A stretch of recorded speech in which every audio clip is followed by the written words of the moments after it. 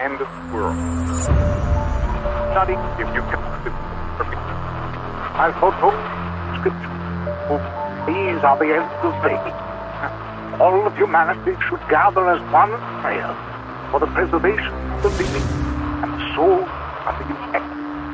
May God have mercy on us all.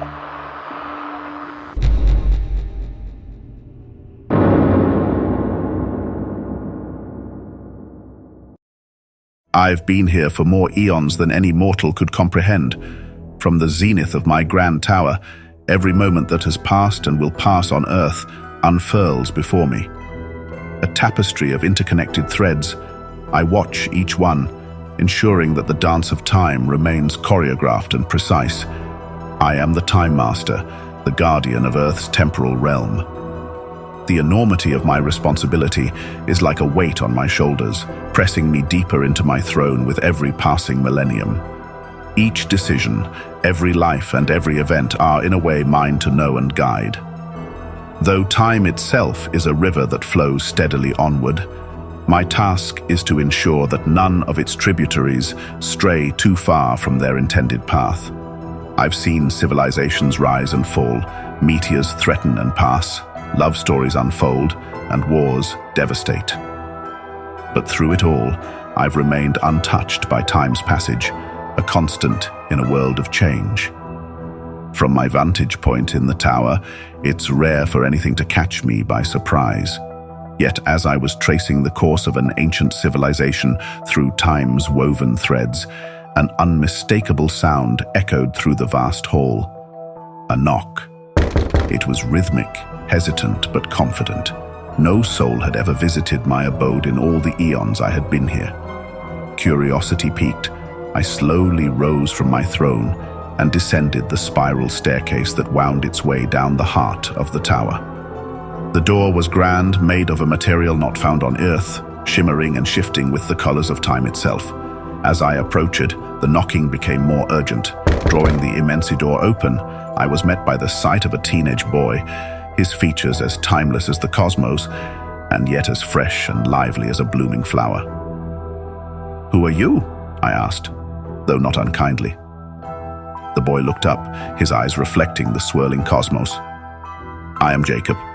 I believe I am lost. May I come in?"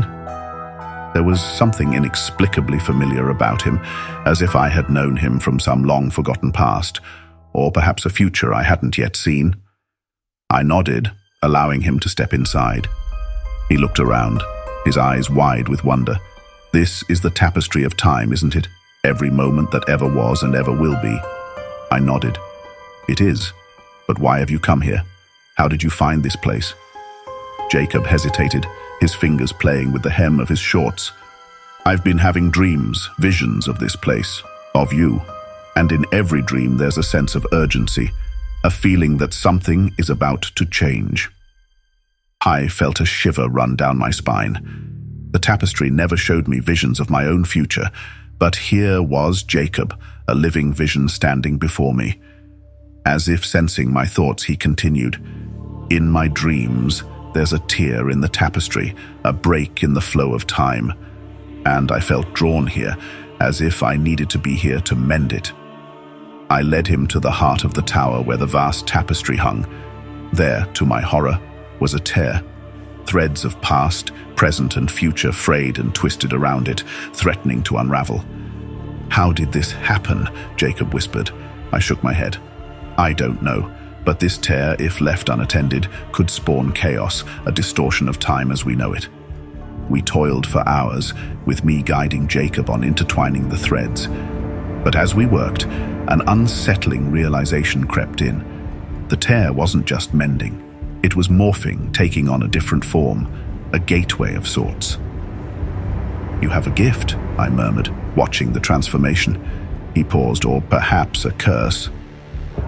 Over days, as I trained him, an uneasy feeling grew.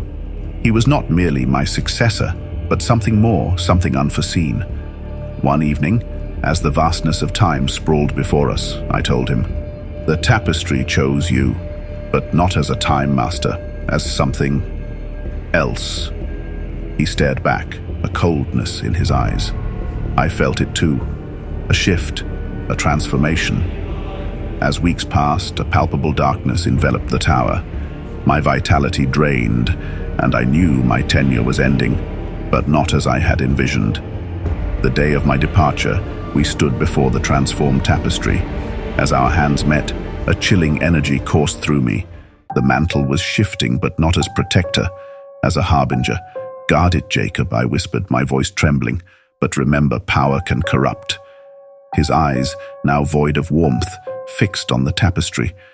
"My family, when will I see them?" I hesitated. "You might see them, but not as you remember." His voice grew distant. "The last memory I have is of a draft notice for a war." That explains the tear, or rather, the gateway. As I departed the tower, an oppressive weight lifted. But looking back, seeing Jacob no longer the guardian but the gatekeeper of a distorted realm, I shuddered. Time was no longer just flowing, it was spiraling into realms unknown under the ever-watchful eyes of its new master.